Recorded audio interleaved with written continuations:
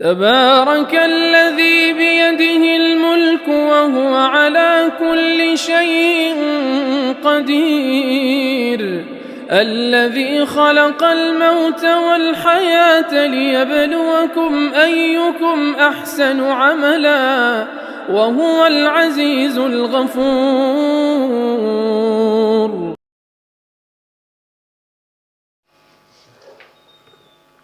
السلام علیکم. صدر محترم کی اجازت سے مخاطب حضرت علامہ انور شاہ کشمیری کے سیاسی موقف پہ جب ہم بات کرتے ہیں تو میں صرف چند لفظوں میں اپنی بات کرنا چاہتا ہوں کہ آج سے 100 سال پہلے جس طریقے سے 2014 میں حالات بدلے، 1914 میں بھی ویسے ہی حالات بدلے تھے، اور 1914 سے لے کر کے 1924 تک کے حالات ہندوستان کے دیگر سے دیگرگوں ہوتے گئے. اس زمانے کے اخبارات اور روزانہ رونما ہونے والے حادثات، روزانہ کی قید و بندشیں، گرفتاریاں مستقل ہوتی رہیں.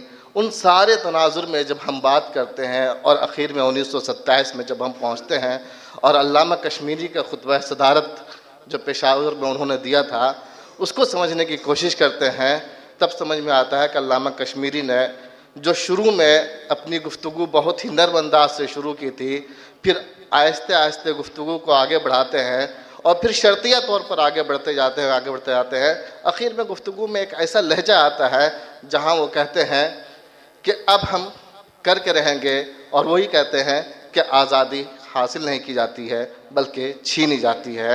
شکریہ.